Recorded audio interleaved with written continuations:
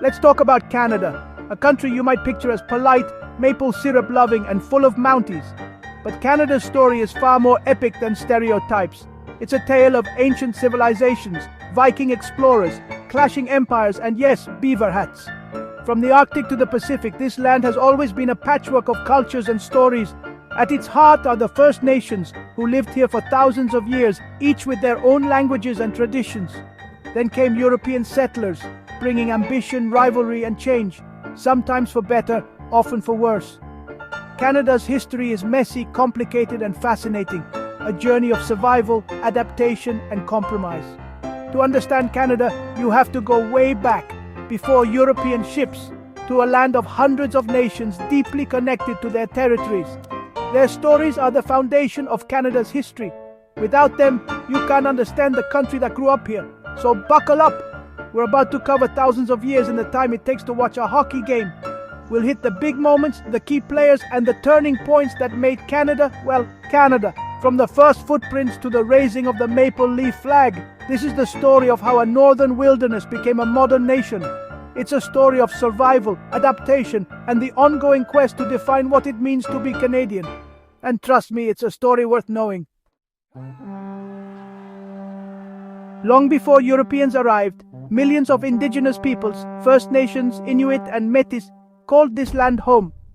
These were complex societies with rich cultures, governments, and trade networks stretching across the continent. From the Haida's totem poles in the west to the Mi'kmaq's canoes in the east, every region had its own way of life. The Cree and Blackfoot mastered the bison hunt on the plains. The Inuit thrived in the Arctic with kayaks and igloos. The Haudenosaunee built a powerful confederacy in the Great Lakes. Their cultures were deeply tied to the land, managing resources with respect and reciprocity. This worldview clashed with the European idea of land ownership, a conflict that would shape centuries to come. Canada's story begins here, with the people who were already here for millennia. The story of Canada is first and foremost an Indigenous story. Forget Columbus. Vikings led by Leif Erikson landed in Newfoundland around 1000 AD, centuries before other Europeans. They built a small settlement at Lanceau Meadows, now a UNESCO site, proving Norse explorers were here first. The Vikings called it Vinland, maybe for wild grapes, maybe just for the marketing. But their stay was short, supplies were scarce, and conflict with local indigenous peoples made life tough. Outnumbered and far from home, the Vikings packed up and left, leaving behind only artifacts and legends. For centuries, their stories were dismissed as myth until archaeologists confirmed the truth in the 1960s. The Vikings came, saw, and decided it wasn't worth the hassle. It would be another 500 years before Europeans returned. The Norse left a fascinating footnote in Canadian history, but the real story was just beginning. 5 centuries after the Vikings, Europe's age of exploration was in full swing. Explorers weren't looking for Canada, they wanted a shortcut to Asia, the fabled Northwest Passage. In 1497, John Cabot landed on the east coast, claimed it for England, and raved about the codfish. Then came the French. Jacques Cartier sailed up the St. Lawrence in 1534, met local Iroquoians, and thanks to a misunderstanding, named the land Canada. Cartier's colony failed, but Samuel de Champlain founded Quebec City in 1608, forging alliances with indigenous nations to fuel the fur trade. The French built their colony around these partnerships, while the British established the Hudson's Bay Company in 1670, claiming vast territory for fur trading. This set up a fierce rivalry, French in the St. Lawrence and Great Lakes, British to the north and south. 2 European superpowers, both after fur and control, with Canada caught in the middle. The fur trade would shape the land, the people, and the future of the continent. The stage was set for centuries of competition and conflict. Canada's destiny was being written by explorers, traders, and the indigenous nations who knew the land best. The search for a shortcut ended up founding a country, and the real adventure was just beginning. To understand early Canada, you need to understand one thing: beaver fur. In Europe, beaver hats were the ultimate fashion statement, and the demand was insatiable.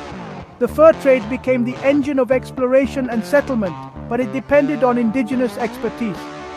French lived with indigenous partners, trading metal goods for pelts and forging deep alliances. These relationships shaped the emergence of the Métis and pushed exploration westward, creating trading posts that became cities. But the fur trade also brought European diseases, devastating indigenous populations, and fueled rivalries over territory and trade goods. The French and British competed fiercely, French in the St. Lawrence, British through the Hudson's Bay Company. Two economic empires, each with their own forts and indigenous allies, fought for control. The quest for beaver pelts led to wars that would decide the fate of North America. In the end, it all came down to who controlled the fur and who had the best hats. The fur trade changed everything, for better and for worse, and it set the stage for the next big conflict. For over a century, France and Britain battled for North America, wars that mirrored European conflicts. The French had New France and strong indigenous alliances. The British had populous colonies and the Hudson's Bay Company. The final showdown was the 7 Years' War, known here as the French and Indian War. The turning point, 1759, the Battle of the Plains of Abraham. The British captured Quebec City, and soon after, Montreal fell. By 1763, France ceded almost all its North American territory to Britain. Suddenly, 65,000 French-speaking Catholics were under British rule. The British passed the Quebec Act in 1774, protecting French language, religion, and civil law, a pragmatic move that shaped Canada's dual identity. Two founding cultures, one new reality. After the British takeover, things got complicated. The American Revolution sent thousands of loyalists north, swelling the English-speaking population and deepening the English-French divide. The colonies, Ontario, Quebec, Nova Scotia, New Brunswick, and others, remained separate, but by the mid-1800s, unity made sense. Fears of American expansion and the dream of a transcontinental railway pushed leaders to negotiate confederation. The biggest challenge, protecting Quebec's language and culture in a larger English-dominated country. After much debate, the British North America Act created the Dominion of Canada on July 1st, 1867, with 4 provinces. It wasn't full independence, but it was a huge step, a new country built on compromise and regional balance. Confederation set the framework for managing Canada's deep differences.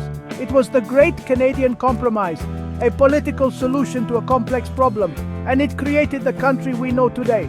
The work of building Canada was just getting started. Even after Confederation, Canada was still tied to Britain, fighting in British wars, using British symbols. But Canada grew up, buying Rupert's Land, settling the West, and building the Canadian Pacific Railway to unite the country. New provinces joined, and the World Wars forged a new sense of national pride. Canadians fought together and proved themselves on the world stage. After the wars, Canada stepped out from Britain's shadow, earning a reputation as a peacekeeper and independent voice. The debate over a new flag raged for decades, symbolizing the search for a unique Canadian identity. In 1965, the maple leaf flag was raised, a powerful symbol that Canada had come of age.